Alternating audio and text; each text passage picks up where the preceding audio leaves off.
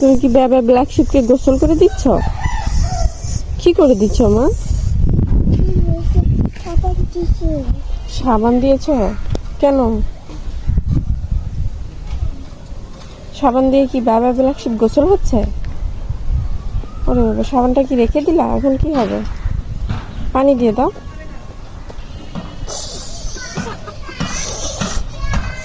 মাথায় দিয়ে দাও।